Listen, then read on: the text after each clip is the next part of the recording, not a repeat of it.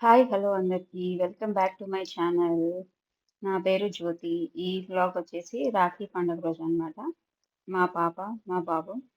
మా పాప పేరు హద్విత అండి. మా బాబు పేరు జాగృత్. రాఖీ ఫెస్టివల్ అనమాట ఆ రోజు. సాటర్డే రాఖీ కడుతుంది బాబుకి, జాగృత్‌కి. హద్విత వాళ్ళ డ్యాడీ హెల్ప్ చేస్తూ ఉన్నారు. రాఖీ కట్టడం చిన్న పాప కదండీ రాదు ముడి వేయటం అందుకనేసి వాళ్ళ డ్యాడీ హెల్ప్ చేస్తున్నారు. నేనొచ్చేసి పాప కోసం రాఖీ కట్టినందుకు గిఫ్ట్ కింద డ్రెస్ ఇవ్వమ్మా అని చెప్పి డ్రెస్ ఇచ్చాను. ఇచ్చాడనమాట. హ్యాపీ అనమాట చెల్లి. కాళ్ళకి దండం పెట్టుకొని ఆశీర్వాదం తీసుకుంటుంది. చూడండి ఎలా స్పీడ్‌గా చేసేస్తూ ఉంటది. చాలా సన్నగా ఉంటది. తిందండి. తను ఫుడ్ తినాలంటే 1 అవర్. మార్నింగ్ ఒక 1 అవర్, ఆఫ్టర్‌నూన్ ఒక 1 అవర్, ఈవినింగ్ ఒక 1 అవర్ అలా పడుతుంది. పిల్లలందరూ అంతే ఉన్నారనుకుంటా గర్ల్స్. అందరూ ఎవరిని అడిగినా లేట్ స్లోగా తింటున్నారని చెప్తున్నారు. వాళ్ళ డ్యాడీ వచ్చేసి స్వీట్ పెట్టాలి గదా! చాక్లేట్ ఇచ్చాడనమాట. వాళ్ళ చెల్లికి తినిపిస్తున్నాడు వాళ్ళన్న. వాళ్ళన్న తినిపిచ్చేసింది చాక్లేట్. వాళ్ళన్న ఇప్పుడు చెల్లికి తినిపిస్తున్నాడు. ఇద్దరు అలా స్వీట్ తినేసారనమాట రాఖీ కట్టుకొని. ఆ తర్వాత ఈవినింగ్ వచ్చేసి మేము గుంటూరు వెళ్తున్నాము అమ్మ వాళ్ళ ఇంటికి. చిన్న ఫంక్షన్ పనుంది. ఇంకనేసి స్కూటీ మీద స్టార్ట్ అయ్యి గుంటూరు వెళ్తున్నాము. ఇదొచ్చేసి కాజా టోల్ ప్లాజా అనమాట.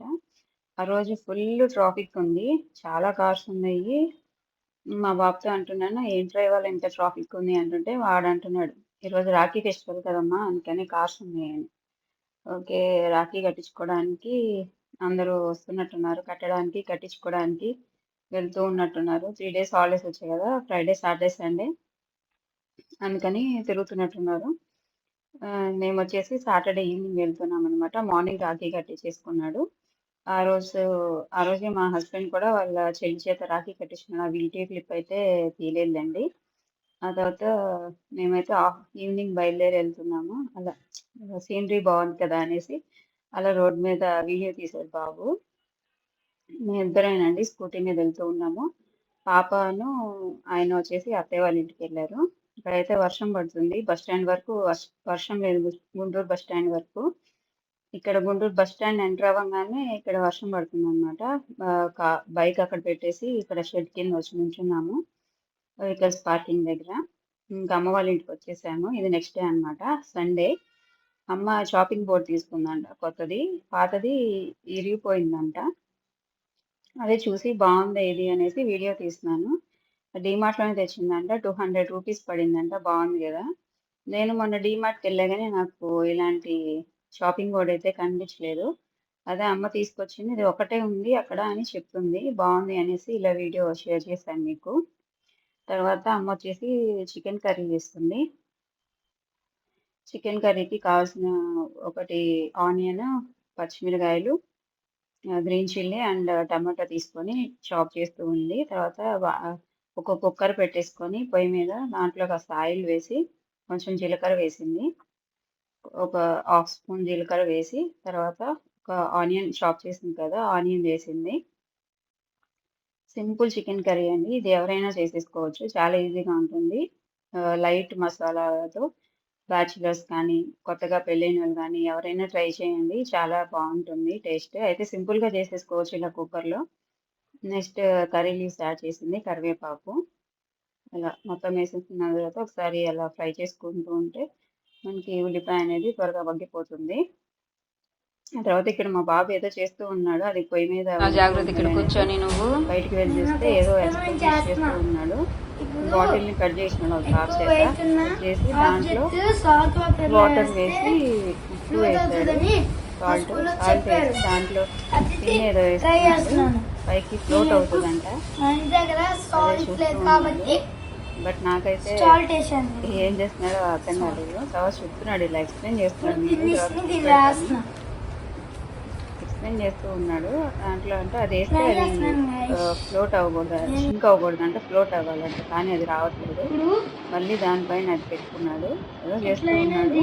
తర్వాత దాంట్లో వచ్చేసి మేము చికెన్ కర్రీ చేస్తుంటే సాల్ట్, గరం మసాలా, కారం, ఉప్పు, చికెన్ పొడి అన్నీ తీసుకెళ్ళి దాంట్లో వేసానండి. ఏదో జ్యూస్ చేస్తా అంట. జ్యూస్ ఏది మిక్స్ చేస్తా అంట. యాక్చువల్‌గా నేను అది తీయలేదనమాట. మిస్ అయిపోయింది.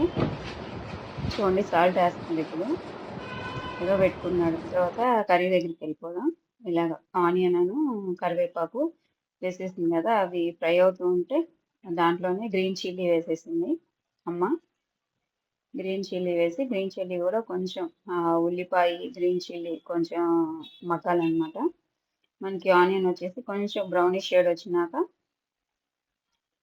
దానిలో అల్లం వెల్లుల్లి పేస్ట్ ఏసుకోవాలి. చూడండి ఇలాగా కొంచెం బ్రౌనిష్ షేడ్ వచ్చింది కదా! ఆనియన్స్ కొంచెం మగ్గాయి. ఇప్పుడు దీంట్లో 1 టేబుల్ స్పూన్ అల్లం పేస్ట్ ఏసుకుందాము. వేస్తుందమ్మా. 1 టేబుల్ స్పూన్ అల్లం పేస్ట్ ఏసుకొని, అది పచ్చి వాసన పోయినంత వరకు మనం వేయించుకోవాలి. బాగా కలుపుతూ ఉంటే పచ్చి వాసన పోతుంది. కింద బాండీకి అంటుకోకుండా మనం కలుపుతూ ఉండాలి. కొంచెం అది స్మెల్ పోయేంత వరకు మనం కలుపుకుంటే అది మనకి కొంచెం టేస్ట్ బావుంటుందనమాట. మనకి స్మెల్ అది ఏది రాకుండా. నెక్స్ట్ వచ్చేసి అమ్మ దీంట్లో కొత్తిమీర కాడలు ఉంటాయి కదండీ! అవి యాడ్ చేస్తుంది. కొత్తిమీర కాడలు యాడ్ చేసుకుంటే తాలింపులో టేస్ట్ బావుంటుంది. అనేది లీవ్స్ కట్ చేసింది. అవి లాస్ట్‌లో యాడ్ చేస్తది. కర్రీ అయిపోయినాక. ఇప్పుడేమో కొత్తిమీర కాడలు యాడ్ చేసింది. ఇప్పుడు ఒక టమోటా చాప్ చేసుకొని దాన్ని అల్లం పేస్ట్ పచ్చివాసన పోయిన తర్వాత ఒక టమోటా యాడ్ చేసుకుంది కట్ చేసుకొని. టమోటా మెత్తబడేంత వరకు మనం ఇలాగా కలుపుతూ ఉడికించాలనమాట. వే తర్వాత చికెన్ క్లీన్ చేస్తుంది. మేమైతే ఒక హాఫ్ కేజీ చికెన్ తెచ్చుకున్నామండి. తినేది నేను, అమ్మ, బాబు. డ్యాడీ వచ్చేసి చికెన్ కర్రీ తినరనమాట. ఎప్పుడో ఒకసారి తింటారు రేర్‌గా. ఆయనకి ఇష్టమే ఉండదు చికెను, మటను అట్లా నాన్ వెజ్ తినాలంటే. వెజ్ కర్రీసే ఇష్టమనమాట. ఇట్లా చికెన్ కర్రీ వాష్ చేసిన తర్వాత ఇది కొంచెం టమోటా చూడండి మెత్తగా మగ్గిపోయింది. టమోటా ఇలా మెత్తగా మగ్గిపోయిన తర్వాత వచ్చేసి క్లీన్ చేసిన చికెన్‌ని ఇప్పుడు తాలింపులో ఏసేసుకోవాలి. తాలింపులో వేసేసుకొని మొత్తం ఒకసారి కలుపుకొని ఉడికించుకోవాలి. ఒక 5 మినిట్స్ అట్లా కొంచెం ఉడికిస్తే మనకి ముక్కనేది కొంచెం జ్యూసీగా ఉంటుంది. మెత్తగా ఇవి టమోటా, ఆనియన్, చిల్లీ అవి ముక్కకి పడతాయన్నమాట. అలానే దీంట్లో కొంచెం టేస్ట్‌కి తగ్గట్టు సాల్ట్ అండ్ పసుపు యాడ్ చేసుకొని ఒక 10 మినిట్స్ మగ్గనిస్తే ఆ పసుపు సాల్ట్ కూడా పట్టేస్తాయి. చికెను కర్రీ ఒకటే టేస్ట్ బావుంటుంది. మటను, ఫిషు, ప్రాన్స్ వాటికన్నా గూడా చికెన్ కర్రీయే బావుంటుంది టేస్ట్. కానీ చికెన్ కన్నా మటన్ చాలా మంచిది కదా! మటన్ అయితే తక్కువండి తింటాం మేము. ఎప్పుడో ఒకసారి తింటాము. చికెనే కొంచెం ఎప్పుడన్నా వీక్లీ ఆర్ 2 వీక్స్‌కొకసారన్నా చేస్తూ ఉంటాము.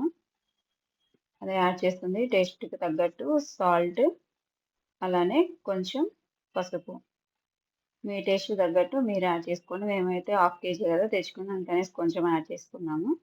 మీ టేస్ట్‌కి తగ్గట్టు మీరు యాడ్ చేసుకోండి. సాల్ట్, పసుపంటే ఎవరైనా అదే గదా!